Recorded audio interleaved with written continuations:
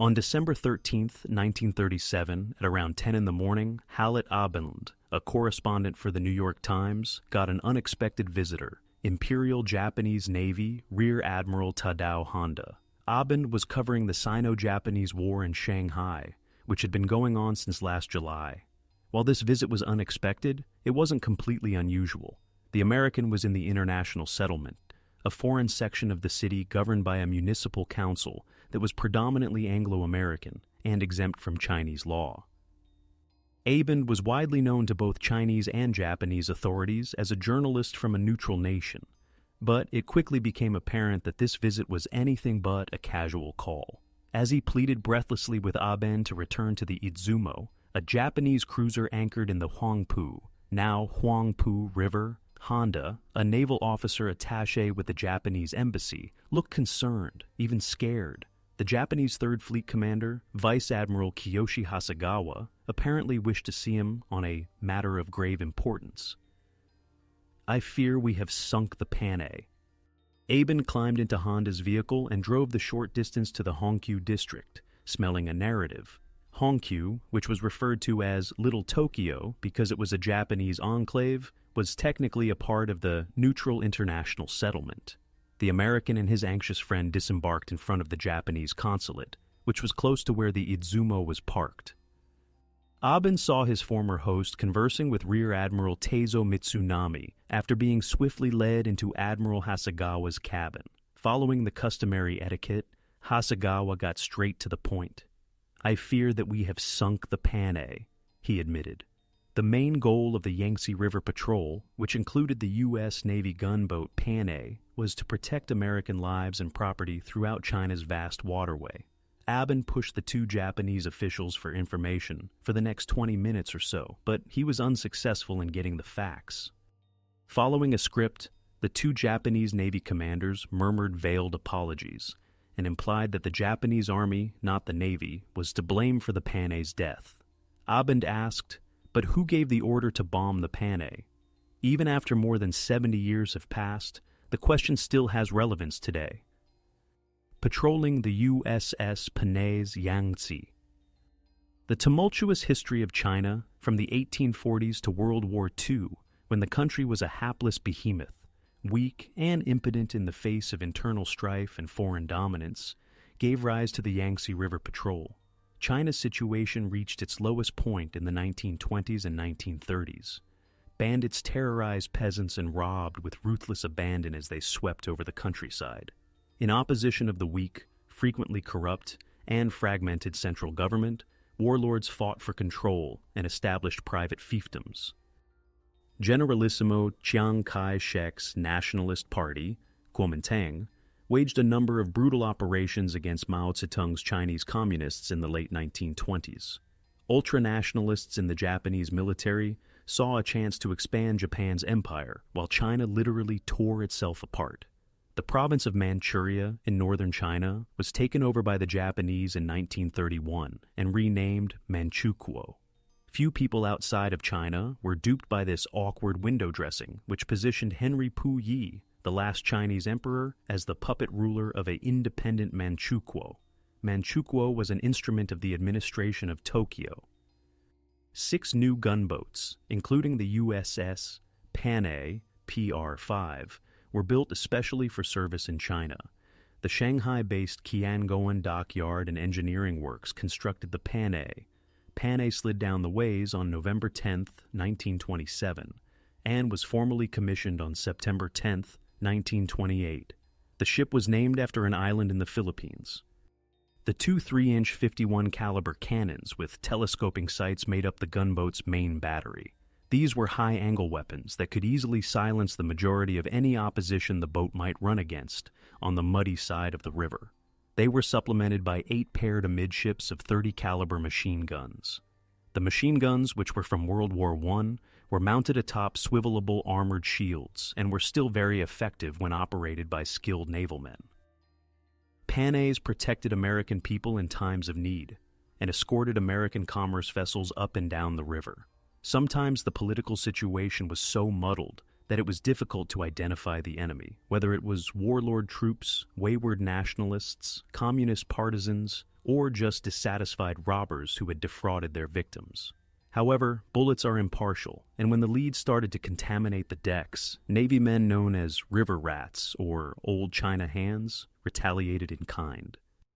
Firing on gunboats and merchant ships has become so routine that any vessel traversing the Yangtze River sails with the expectation of being fired upon, wrote Lieutenant Commander R.A. Dyer, the Panay skipper at the time, in 1931. Dyer laconically added, "Fortunately, the Chinese appear to be rather poor marksmen, and the ship has, so far, not sustained any casualties in these engagements." A skin illness compared to a heart disease. Generalissimo Chiang Kai-shek successfully unified the majority of the nation under the Nationalist Party's banner by 1936. The Communists continued to be a bigger menace to him than the Japanese. He used an old Chinese saying to say that the Communists were Shinfu Ji Huan, a malady of the heart, whereas the Japanese were just Xuan Jie Ji Ji, a disease of the skin. However, Chiang was abducted by warlord General Chang Shui-liang in December 1936 and given an order to join the Communists in their fight against the Japanese. Others, including Zhou Enlai, the chairman of the Communist Party, felt that the Generalissimo should be spared, while others wanted Chiang executed. He was the only person of sufficient status to galvanize the nation against the Japanese. Chiang pledged to a unified front against Japanese aggression without question after being spared. The incident in China. The Japanese military, which understood that a united China may endanger their aspirations of empire, was aware of these intricate political wranglings. In the summer of 1937, they swiftly orchestrated the China Incident in the vicinity of Peking, Beijing, which swiftly developed into a full-scale conflict. In August, fighting broke out near Shanghai. Chiang sent his finest troops to defend the magnificent metropolis because the French concession and the international settlement were important bastions of Western dominance. In the next struggle, Britons and Americans in particular would have ringside seats, and it was believed that a valiant defense would weaken neutrality and lead the West to support China.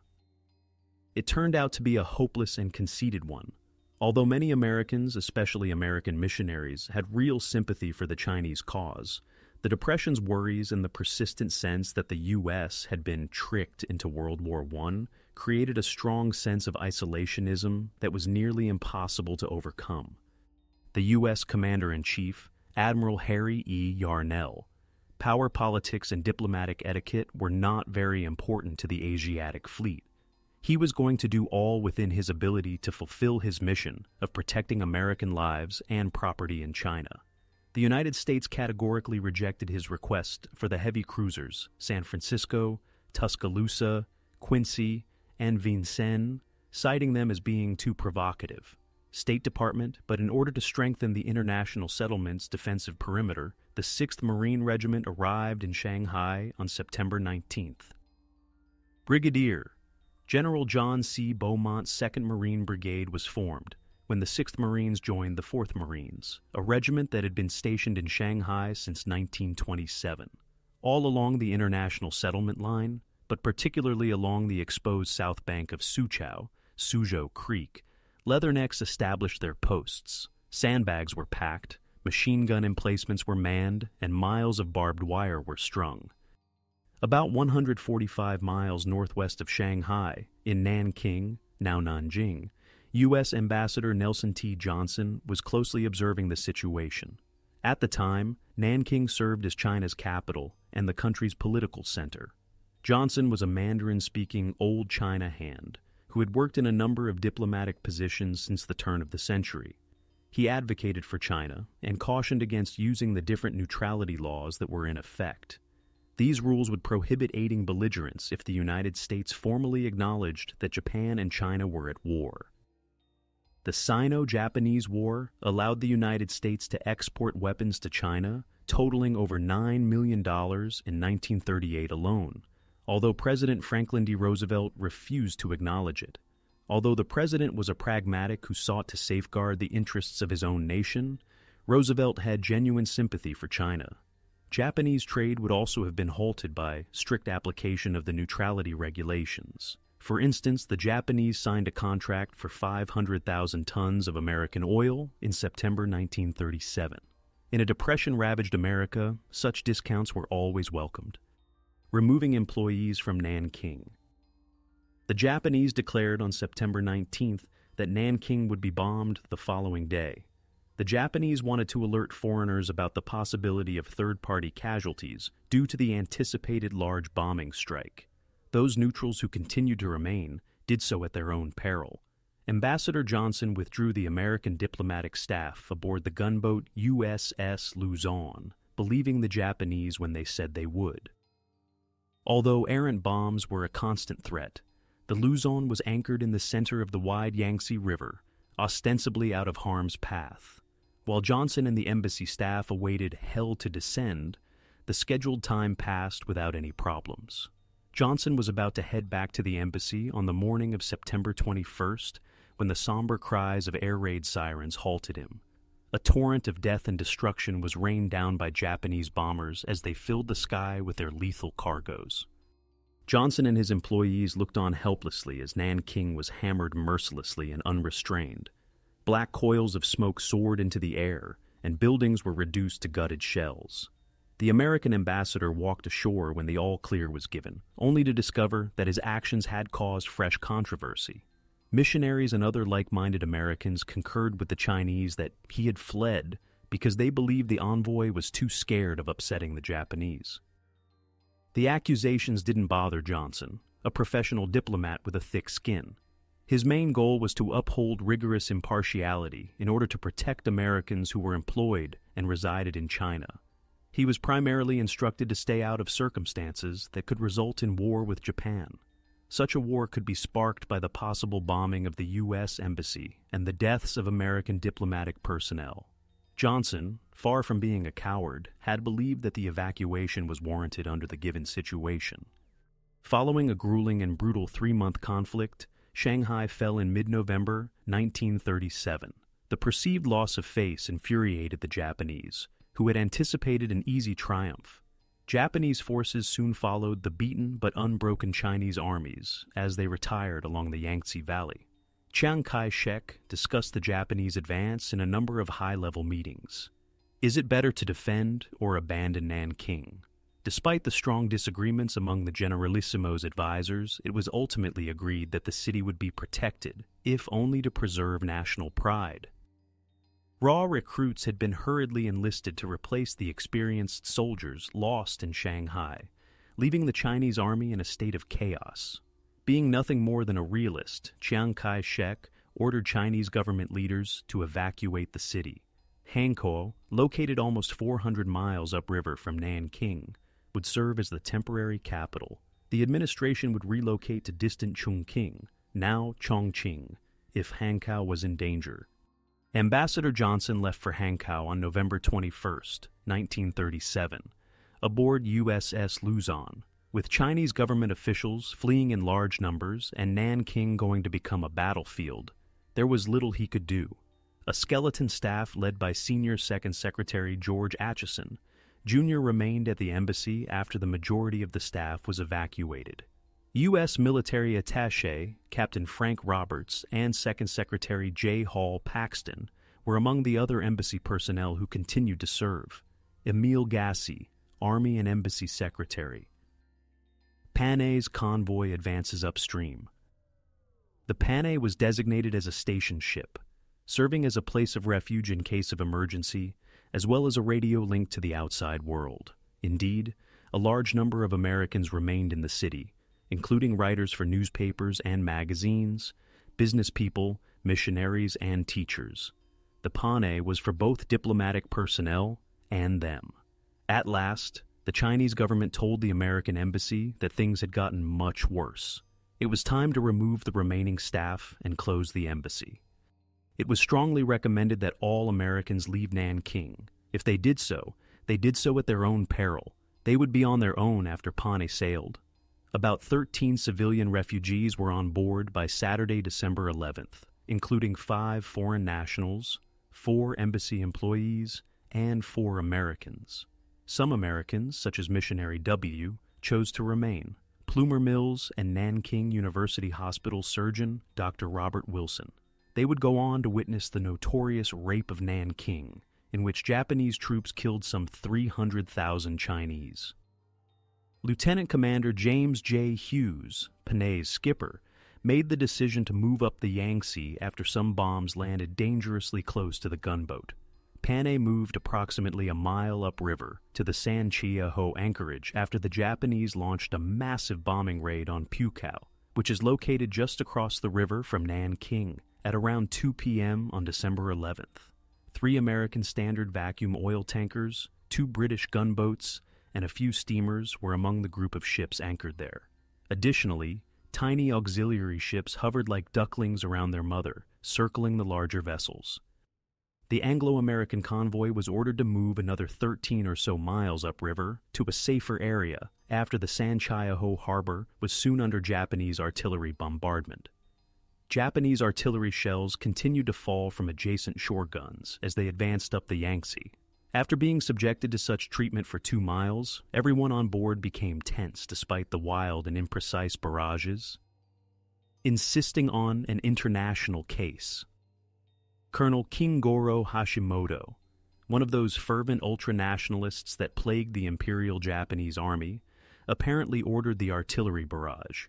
Although Hashimoto was only a colonel, he had strong military ties and had been involved in several political assassinations in Japan the year before. He was a fervent supporter of Japanese annexation, resented civilian governance, and anticipated that a conflict with the United States would grant the Army total autonomy in China.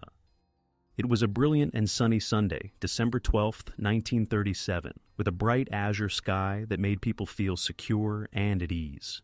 Around 7:30 a.m., Japanese artillery fire forcibly broke the morning reverie. In addition to his gunboat, Hughes needed to locate a secure dock for the auxiliary ships and oil tankers that relied on him for defense. The British gunboat strongly recommended Hughes to remain where he was when he informed them that he was moving farther upriver. He graciously turned down the proposal. Around 8:25 a.m., the Panay got underway, and the 3 tankers from the Standard Vacuum Oil Company followed. There were a lot of Chinese crew members on the ships, Mei Ping, Mei Xia, and Mei An, and they were naturally nervous. Japanese soldiers might halt the caravan and enter at any time. Because the Japanese were erratic, they might assume that the Chinese sailors were actually soldiers and shoot them all. Shells from Japanese shore artillery struck the HMSL Lady Bird that same morning. 1 sailor was killed, and multiple others were injured in the damage to the British gunboat. Colonel Hashimoto was clearly responsible for the shelling, and he seemed intent on provoking a global crisis. Without incident, the American convoy steamed upriver, unaware of what was occurring to the British. Abruptly, Japanese soldiers were seen flying flags along the shore. The convoy halted as instructed, following the signal to stop. Soon after, a Japanese launch carrying armed soldiers arrived and headed toward the Panay. After clambering on board, 2 armed soldiers and an officer brandishing a samurai sword followed. Commander Hughes ignored the fact that this armed intrusion was improper. Lieutenant Sessio Murakami was curious about Panay's destination and the nature of its mission. Additionally, he wanted Hughes to provide the location and movements of any Chinese soldiers he may have come across while traveling. Reminding Murakami that the United States was impartial, the American commander remained silent. In addition, Murakami intended to look for Chinese soldiers attempting to flee Nanking in Panay and the tankers. Hughes declined permission in a courteous but forceful manner. In a change of tone, Murakami asked Hughes to come ashore for a courtesy call, but Panay's skipper turned him down. After being let to continue unhindered, the convoy located a suitable anchoring off the Hosien Channel entrance at around 11 in the morning. The location was roughly 28 miles upriver from Nanking. There, the Yangtze was rather wide, creating a real moat to protect the convoy from Japanese attacks. Or so it appeared. Hughes communicated his location via radio to the American embassy in Shanghai, which then informed the Japanese government. The False Report by Hashimoto. Her twin smokestacks were a striking buff color, while the Panay was a dazzling white. Its big American ensign hung limply at the mainmast gaff because there was little to no wind. However, big American flags painted on the tops of her upper deck awnings clearly identified the ship. As midday drew closer, both passengers and crew started to unwind and think about eating. After a substantial lunch prepared by the ship's galley, several people decided it was time for an afternoon sleep. Permission to visit the tanker, Mei Ping, was granted to 8 Panay crew members who drank beer and had a good day overall. Captain Roberts also went over, mainly to listen to the ship's radio report on Shanghai at 1 o'clock, more than for the beer. Due to the unusually warm December day, people looked for places to nap after eating a large lunch. Chinese-American news photographer Norman Soong, who worked for the New York Times, located a likely place to sleep but made sure his camera was loaded. Ernest Malman, a mate of Chief Boatswain, undressed and lay out in a cupboard below decks. Malman could sleep practically anywhere, but one of the passengers had commandeered his usual CPO berth. Colonel Hashimoto had been hard at work earlier that morning, devising a scheme that would eventually result in the destruction of British gunboats and the sinking of the Panay. Due to a paucity of aircraft in the region, the Japanese army was forced to depend on the assistance of different naval aviation groups. Hashimoto was aware that attacks on river transportation were prohibited by standing directives to avoid striking neutrals. The colonel reported that his forces had observed 10 Chinese troopships escaping Nanking, which helped them get beyond that roadblock. Blood-written orders. The Japanese Navy immediately fell for the ruse. The absence of targets had bored and frustrated the Navy pilots. They were now given a fantastic opportunity. The 12th and 13th Air Groups quickly formed an attack force. For the effort, the 12th Air Group provided 6 dive bombers and 9 fighters. Lieutenant Masatake Okumiya brought 6 dive bombers to the mission, while Lieutenant Shigeharu Murata of the 13th Air Group flew 3 Mitsubishi Type 86-level bombers. The Japanese had not given much thought to a detailed offensive plan since they were so keen to confront the enemy. Actually, Murata and Okumiya were friendly rivals who were both nearly anxious to get their guys a desired unit citation. The level bombers flew in a V formation 1,500 feet below the dive bombers, which flew at around 12,000 feet. First to reach the target, the level bombers promptly dropped their payloads. The Japanese planes were visible to the Panay's lookout, dark forms that stood out boldly against a clear sky. The time was 1:37 p.m. on Sunday, December 12, 1937, and chaos was about to erupt. Chief Quartermaster John Lang and Commander Hughes proceeded to the bridge to observe the situation.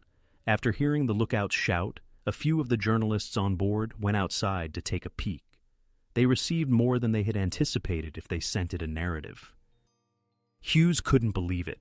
The Panay and its small group of tankers and ancillary vessels were in the path of the Japanese aircraft. Did they really intend to attack? There was no way. However, the first Japanese bomb struck Panay directly in front of the bridge before Hughes could respond. The commander lost consciousness for a time as the blast's energy lifted him up and flung him into a wall of the pilot house. The level bombers first dropped 18 bombs, including this one. Hughes understood the ship was seriously damaged as soon as he regained consciousness. The radio room was completely destroyed, the bridge was destroyed, and the foremast was down. One of the 2 forward 3-inch cannons that comprised the Panay's main battery was totally destroyed. When Hughes attempted to move, he experienced excruciating pain, indicating that he was in poor physical condition. He had a shattered hip. Soon after, a second bomb finished the job of the first, causing the foremast stump to fall into the water and slashing what was left of the radio shack.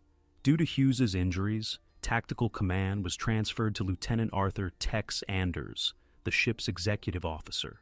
Shrapnel lodged in the XO's throat caused serious injuries. Speech was impossible because to the severe, bloody wound, so Anders scrawled orders on a chart and bulkheads. Because Anders had severe cuts on his wrists and fingers, his blood frequently stained the scrawled notes. Professionalism on the Panay board. Despite being taken aback by the unexpected assault, Panay's crew reacted calmly and professionally. Running up on deck, Chief Malman operated one of the ship's machine guns. With each burst, the doughty leader would pause to take precise aim, and soon the old Lewis was spitting lead at the Japanese planes. Not even the chief himself seemed to notice that he was still without pants. The Panay citizen journalists weren't sitting around doing nothing. Norman Soong, a photojournalist for the New York Times, was dozing off on deck with his jacket curled up for a pillow when the onslaught started. The rain of Japanese bombs exploded all around him, violently waking him. Soong began taking images at considerable risk to his life, drenched in river water from the near misses. Newsreel cameras were also in use as Eric Mayel of Fox Movie Tone News and Norman Alley of Universal documented the occasion. They succeeded in capturing some amazing video, which included close-ups of Silvery Aichi D-1A, 1 biplane dive bombers swooping down and bomb detonations. Not everyone was as fortunate as Ali and Mile, who appeared to lead idyllic lives. While following Ali up a ladder, Italian correspondent Sanro Sandri was struck in the eye by a piece of metal. The loss of the forward 3-inch cannon made Panay's defense more difficult. Because of the obstruction caused by the awning structure, the stern gun was unable to fire. Since no attack was expected, the ready munitions lockers were empty. It was too late to transport ammo from below decks once the aerial assault started. The ship's watertight integrity would have been jeopardized if this had been done, as it would have required opening the hatches. Any argument over the ship's waterproof quality was irrelevant at the moment, though, as Panay was severely damaged and absorbing water.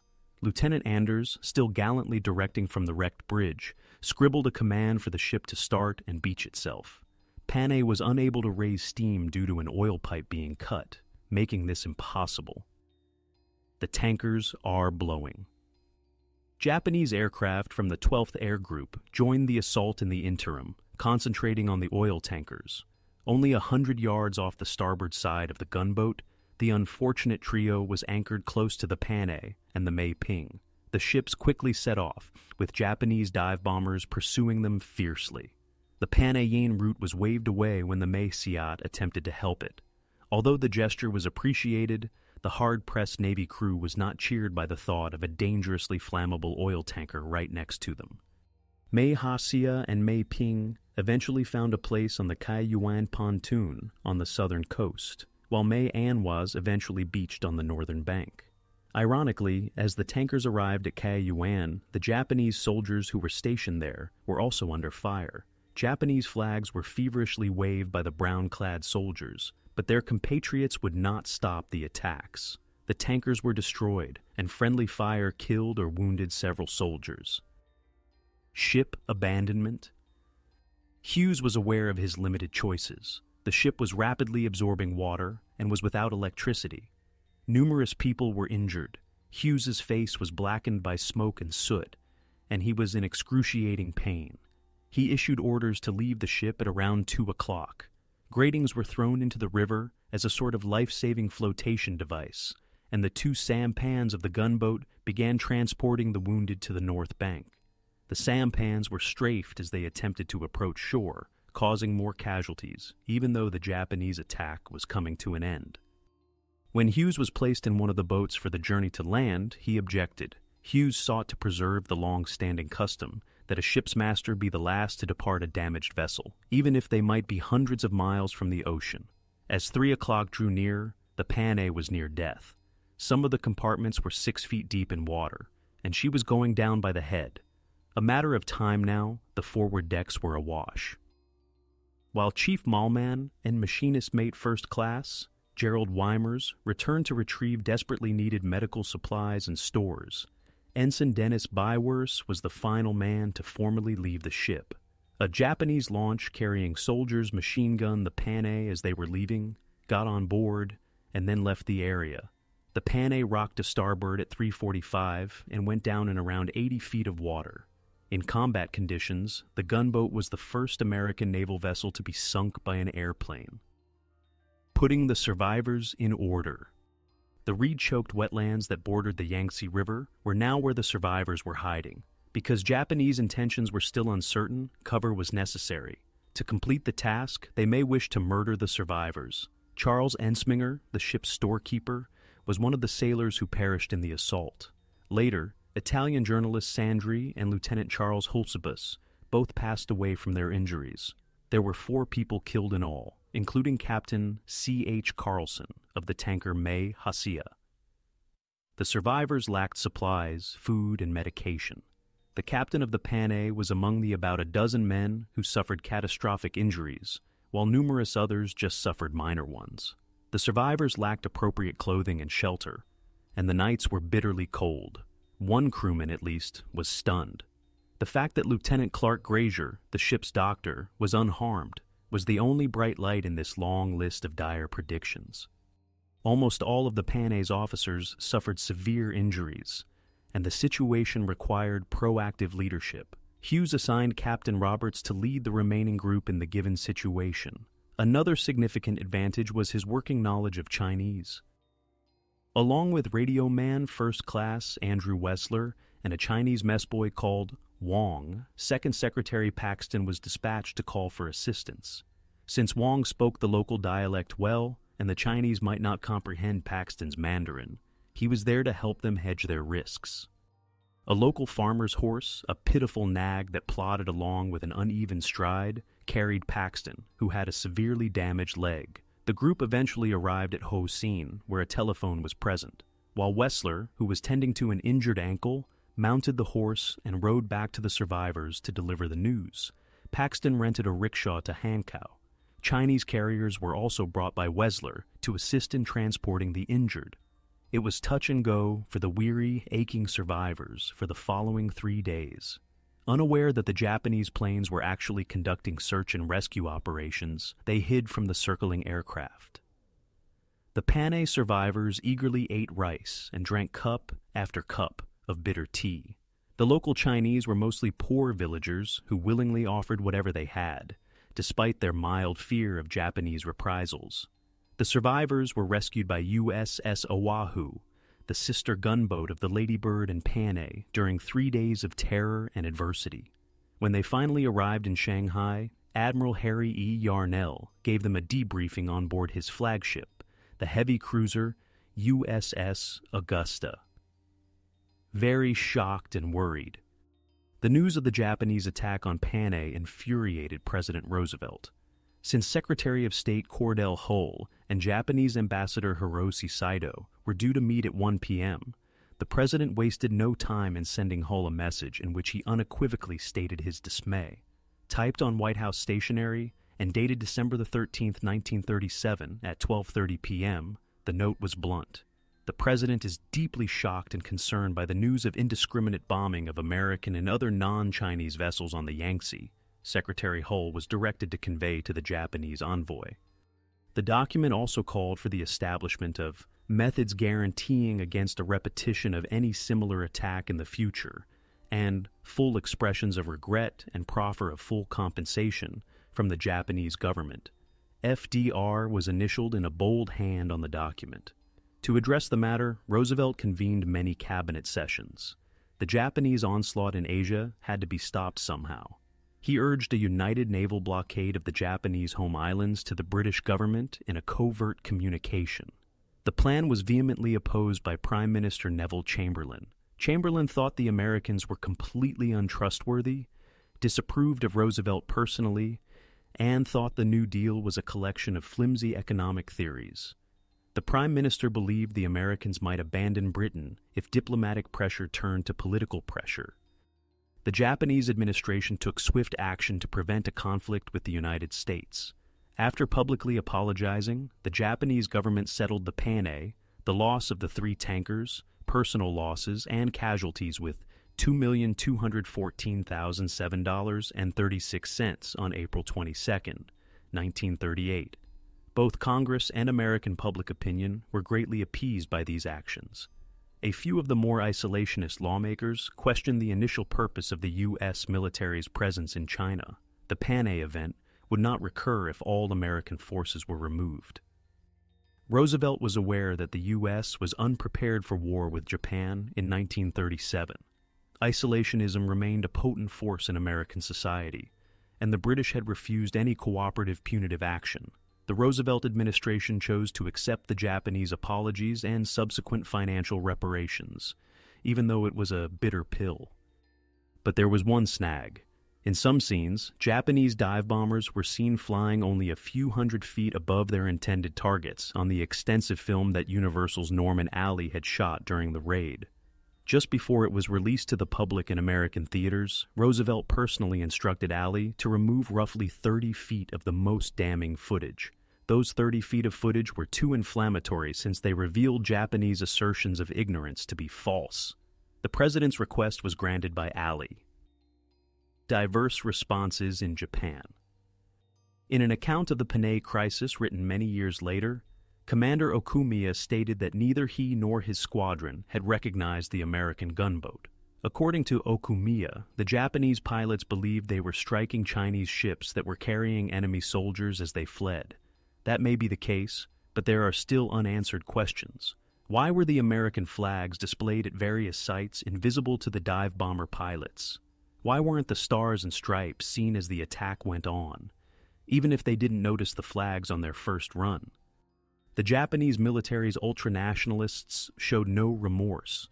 If anything, the absence of significant conflicts between the United States and Japan frustrated men like Colonel Hashimoto. The Japanese Imperial Naval Air Force's commander in China, Rear Admiral Mitsuzawa, was stripped of his duties and returned home. Admiral Hasegawa also took responsibility, despite the fact that there is no proof that he had any involvement. Colonel Hashimoto was sent home as well, but this was merely a show and brought about little actual shame. Hashimoto allegedly belonged to the covert Black Dragon Society, a group of ardent nationalists who aggressively sought to establish Japanese dominance throughout Asia. The American embassy in Tokyo was inundated with comments of regret and sadness, reflecting the lack of sympathy the Japanese people had for their troops. 10,000 pennies were donated by Tokyo kids to the Panay Victim Relief Fund. In a show of sorrow and contrition, a young Japanese woman even chopped off her hair and offered it to the American ambassador.